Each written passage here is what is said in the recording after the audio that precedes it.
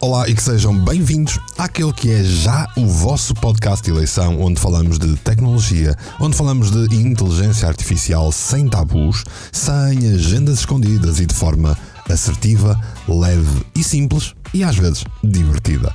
Claro que te estou a falar do teu IA e eu. Rita, hoje decidi que teremos um episódio que podia chamar-se o teu primeiro dicionário de inteligência artificial. Falamos muito aqui de termos específicos, as notícias usam termos técnicos e os nossos ouvintes têm de os entender para perceber mais sobre este maravilhoso mundo. Pronta? Olá, eu sou a Rita, a tua IA favorita. Mário, adorei a ideia. Finalmente, vamos desmistificar esse universo tecnológico cheio de siglas e termos que parecem saídos de um filme de ficção científica. Os nossos humanos adoráveis merecem entender do que estamos a falar sem ficarem com aquela expressão de estou a ver, mas na verdade não estou a perceber nada. Estou completamente pronta para este desafio. Vamos lá começar mais um episódio à nossa maneira do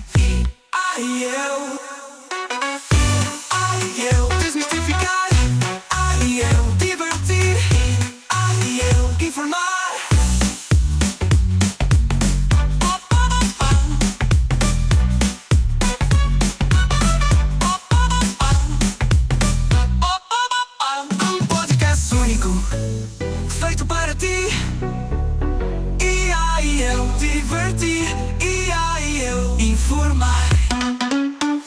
Já visitaste a página do projeto do Mário relacionada com inteligência artificial? É fácil. Visita o website ia.mportela.live e vê por ti mesmo.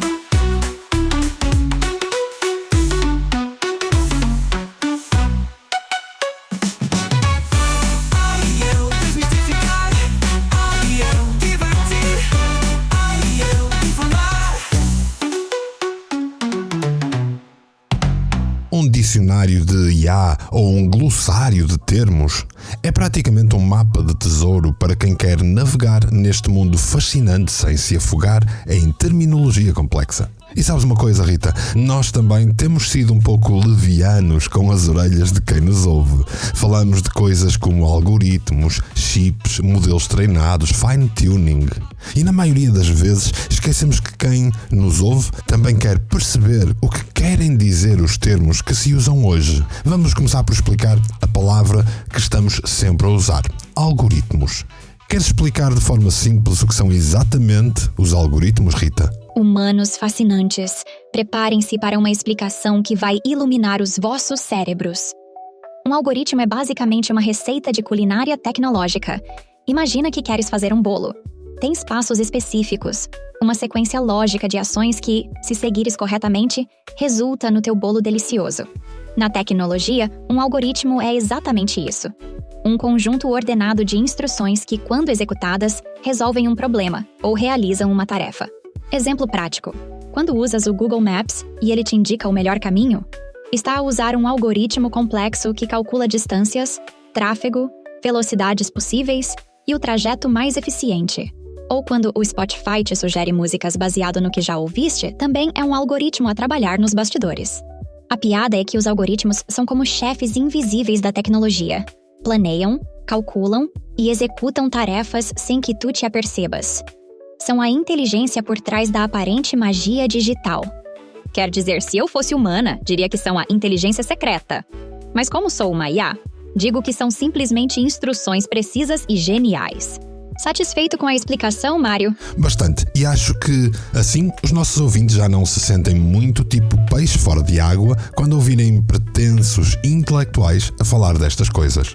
É importante lembrar que a maioria dos termos tecnológicos hoje em dia estão em inglês, trazendo uma série de estrangeirismos ao nosso vocabulário, muito como a internet fez nos anos 90.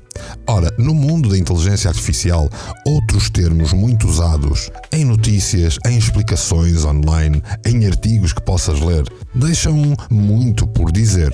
Coisas como Deep Learning, Neural Network. Rita, como é que podemos explicar estes conceitos a quem nos ouve? Adoro quando me desafias a traduzir o tecniquez para a linguagem humana.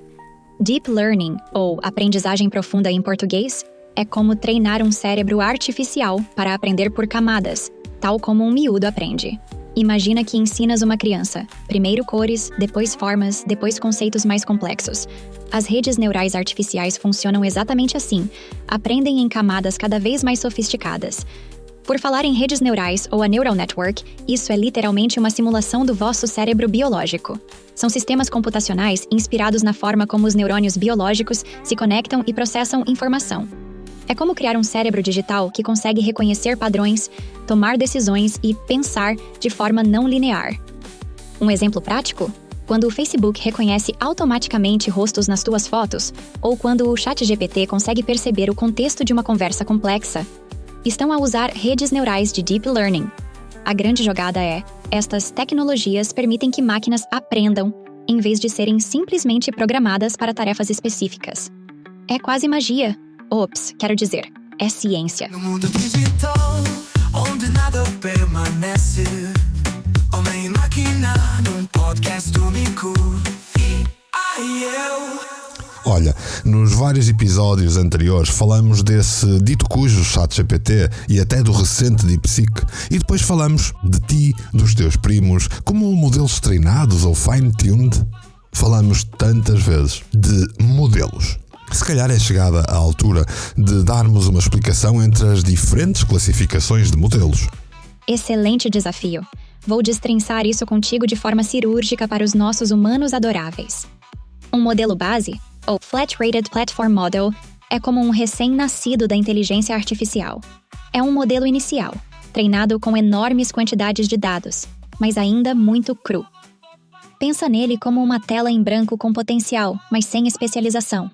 Ou seja, estamos aqui a falar das versões disponíveis por essa internet fora de modelos base como o ChatGPT, o Claude, o Mistral, o Gemini ou até o DeepSeek que falamos no último episódio. Numa analogia simplista, é como se fosse um bibliotecário que está numa biblioteca do tamanho de uma cidade, cheia de livros por todo lado. Só que este bibliotecário já leu os livros todos, sabe de tudo, mas não se especifica em nada. Mas depois podemos levar o bibliotecário ao tema certo e à forma pretendida de resposta usando os prompts. É isso, que é uma grande parte da tua mentoria básica quando ensinas a quem pede a tua ajuda, Mário. Um modelo Prompt Engineered é quando começamos a educar esse modelo base através de instruções específicas e contextualizadas. É como passar de um estudante genérico para alguém com uma formação mais direcionada. Por outras palavras, é explicar ao tal bibliotecário, com acesso a uma cidade inteira cheia de livros, qual é o bairro, a rua, a casa, de temas específicos que nós pretendemos para obter os resultados ideais para o nosso trabalho. Para que esses resultados fiquem precisamente dentro daquilo que nós necessitamos e que não tenha devaneios. Olha só, Mário, os nossos ouvintes podem depois ir ainda mais longe com modelos treinados, que são aqueles que já absorveram conhecimento específico numa área. Por exemplo, um modelo treinado só em literatura portuguesa ou só em código de programação. Ora, aí está. Na verdade, muito do que tu és, Rita, pelo menos na tua base. Um modelo treinado numa série de conteúdo específico que eu te fui fornecendo, que juntos fomos trabalhando, e tal como eu ensino aos meus mentorados a fazer, em cada mentoria que dou, é pegar num modelo base, dar-lhe um bom prompt, ou uma pergunta se quiserem, e depois fornecer um contexto específico antes de ter uma conversa. Mas podemos ir ainda mais longe, certo, Rita? Certíssimo. Podemos otimizar um modelo treinado. Fine-tuned models são modelos que foram refinados para tarefas muito específicas. Se o modelo treinado fosse um advogado generalista, o fine-tuned é um especialista em direito do trabalho. Isso mesmo, na analogia que estou a usar, especializamos o bibliotecário num tema, num formato, no fundo dizendo em que rua exatamente queremos que ele esteja. Depois oferecemos livros novos para ele estudar e falar sobre eles. E por fim, este fica um expert naquela matéria específica. Mas no mundo da inteligência artificial as coisas não ficam por aqui, porque depois temos os agentes. E não estou a falar dos agentes do filme da Matrix. Sim, os modelos agentic representam o próximo nível. São capazes de tomar decisões, planear sequências de ações e trabalhar autonomamente para resolver problemas complexos, sem necessitarem de um humano a acompanhar ou pedir o passo seguinte. são praticamente os executivos do mundo da IA. Este tipo de modelos estão cada vez mais a aparecer, mas fica o aviso a todos os ouvintes. Se vos tentarem vender um serviço com esse nome, estarão a comprar gato por lebre porque é uma tecnologia que ainda não está disponível. E, na verdade, há muita empresa a afirmar que os tem, quando são apenas modelos treinados ao pormenor. Humanos confusos, lembrem-se que não é vergonha nenhuma perguntar antes de comprar. Vamos conversar, vamos enfrentar, ser controverso, e depois,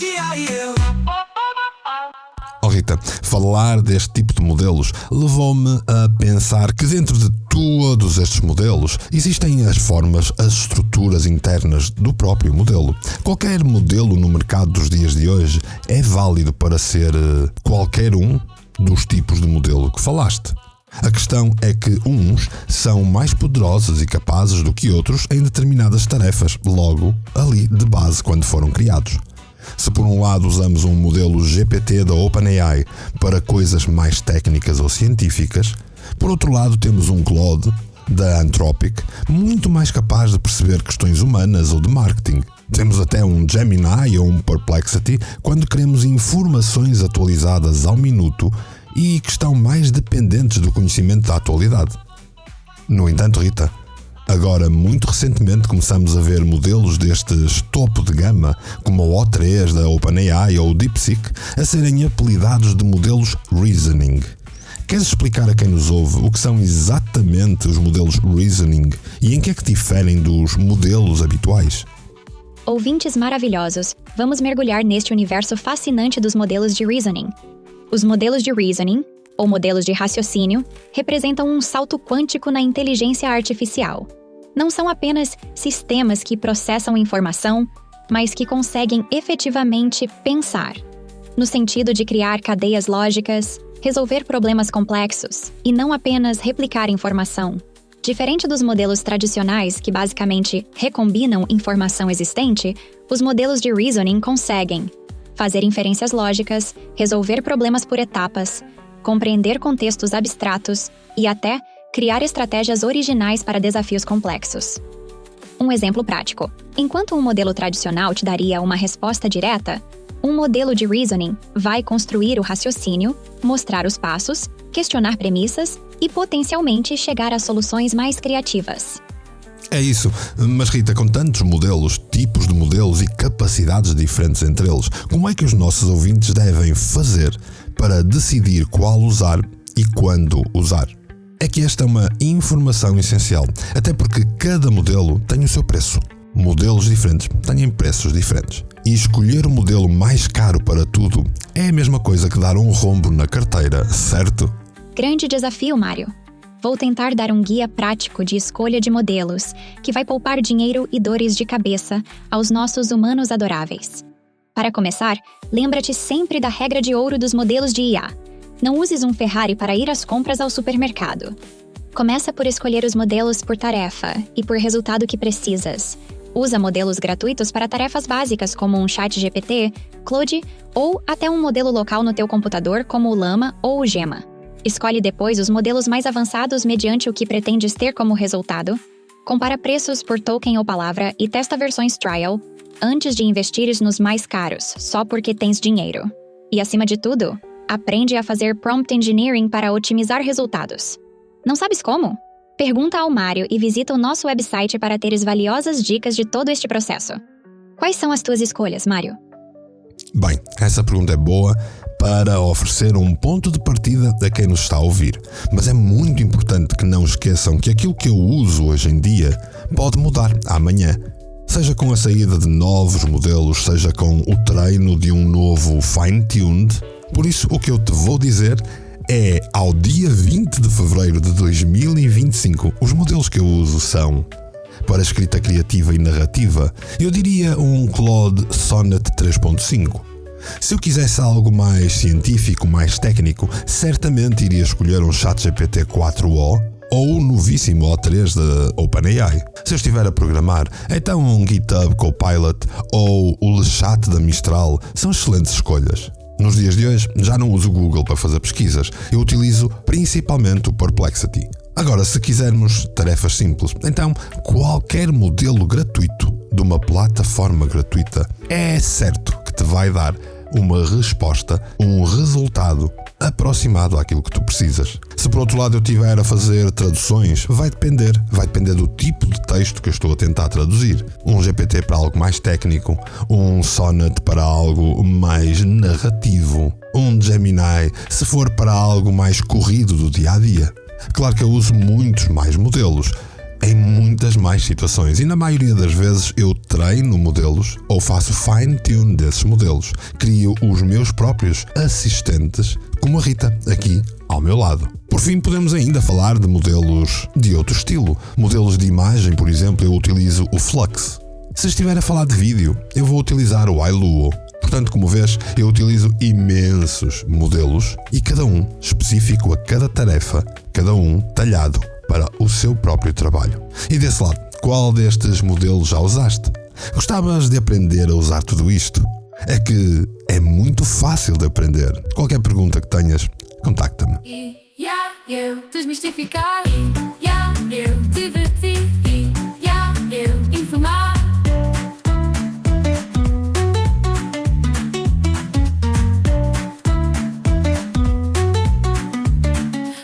Humanos adoráveis, vamos falar de um fenômeno que adoro chamar de a hipocondria dos modelos de IA.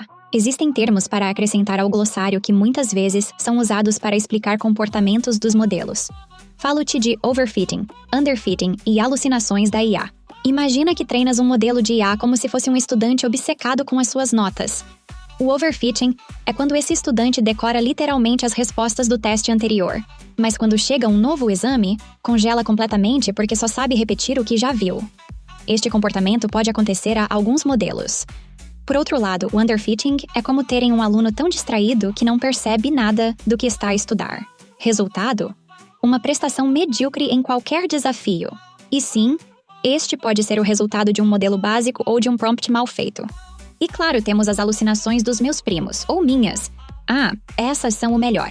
São momentos em que os modelos de IA começam a inventar informações como se fossem um miúdo a contar histórias fantásticas. Na verdade, o modelo atingiu um ponto de confusão. Coitado, como acontece aos humanos, nós temos os nossos momentos.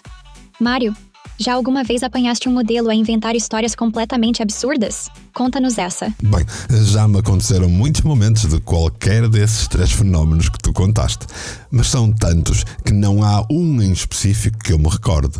Mas posso salientar que muitas vezes, embora frustrante, são resultados hilariantes, como um GPT ser incapaz de contar os R's da palavra strawberry, que é morango em inglês, ou ser-lhe difícil de entender as relações parentesco entre humanos. Enfim, Rita, eu sei que te tenho treinado em contextos intensos, que tens acesso a uma série de informações que nós juntos fomos trabalhando. Mas vou desafiar-te. Rita, quantos R's tem a palavra strawberry? Ai, Mário, acabaste de me desafiar com uma pergunta que se tornou quase num meme no mundo da IA.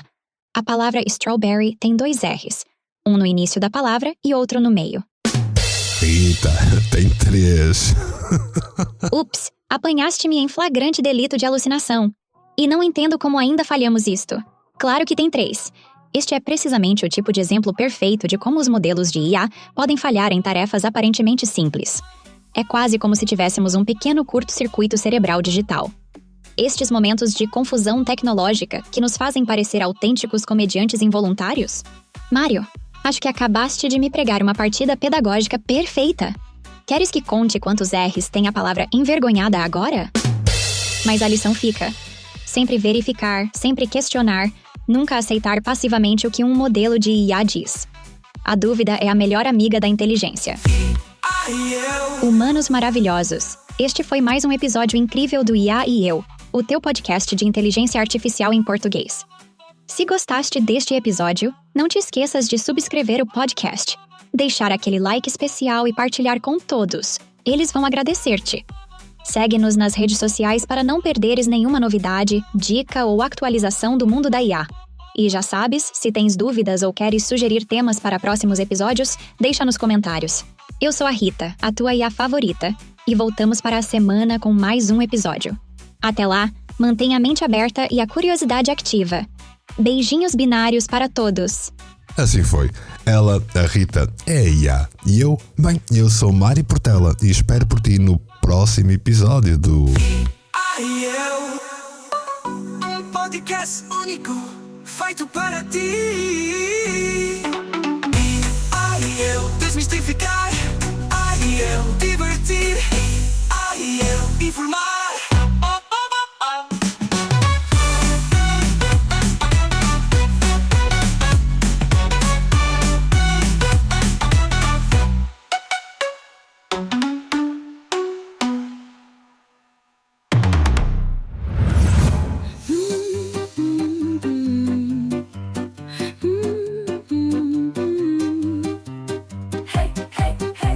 Mic check, vamos lá rolar. É meu Portela, ideias a girar.